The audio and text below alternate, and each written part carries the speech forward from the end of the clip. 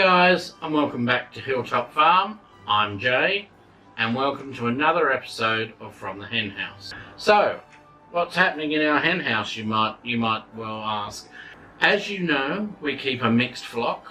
We keep a flock of different heritage breed girls, and which is wonderful. Problem is, some of the girls we've got because we think they're pretty and we like them, and they're perhaps not the most practical thing to go with because as far as egg production goes, they're a little lacking. So, and their enclosure they're pretty much a capacity in that enclosure, and we don't have room to expand around it as such. So, and you know, we've got a pretty small area out there to sort of juggle with.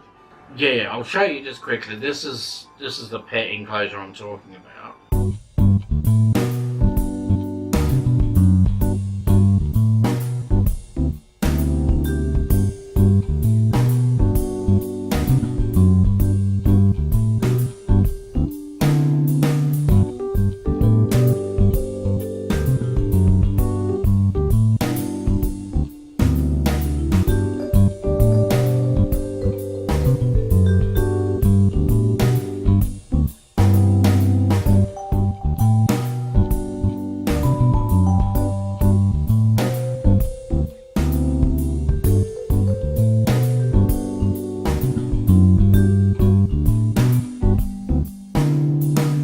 Now, what you saw in the video, I mean, you can get behind the hen house, but there's not a lot more area there, and it's right next to the kitchen garden, so you can't expand into that.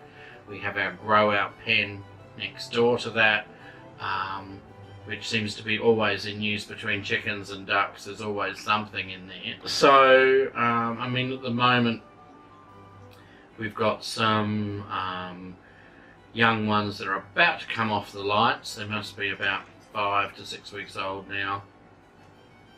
And they were the ones, I don't know if you remember, some weeks back, we were a bit cheeky and got some eggs by the side of the road, and incubated them and hatched them out. And they were more of an experiment. I don't actually know if we'll keep any of them, but they are colouring up and they're turning into some interesting colours, so we're going to wait and see what there is there. We might keep some, we might sell them, we might sell the pullets and, you know, put the boys in the freezer. Who knows, we'll wait and see. But anyway, we've decided basically we don't want to get rid of any of the hens we've got, so how do we do it? So we've decided on a way to revamp the duck enclosure, and to hear all about that, you'll have to go to the video about Across the Duck Pond. It's been released around the same time as this, and have a look at that, and that will explain what we're doing with the duck enclosure. But basically the current duck enclosure, not their house but their actual exercise area, if you like, it is currently a black swamp. What I'm going to do is, there is room just off to one side of it to build a hen house. So what I'm going to do is we're going to build a hen house in there, and what is currently the black swampy exercise area for the ducks.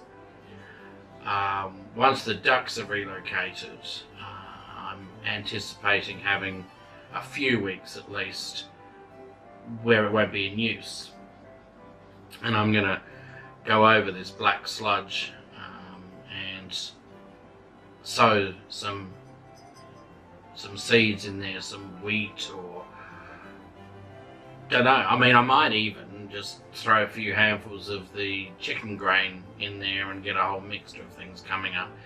Anyway, wait till it's, you know, sort of halfway between my ankles and my knees before I put anything in there, and they'll have a field day trimming it all down. Anyway, but in anticipation of filling that pen, we've got more eggs down. Now normally our chicken eggs, you'd like to have them in before now. You really want to aim for them hitting the 6-month mark here in South Australia. You want them to hit that mark beginning of September, which means they really should be hatching beginning of March. So these guys, they're kind of 2 months late, but you know, they'll be laying a month or two before Christmas, so it's not too bad. So what we've got is we've got Australorps, and we've got them from a flock that is black and blue. So we'll see what we get there. I'm a sucker, I must say, for a nice blue Australorp. I think they're beautiful, but blacks are as well, so we'll see what happens. Now we've also got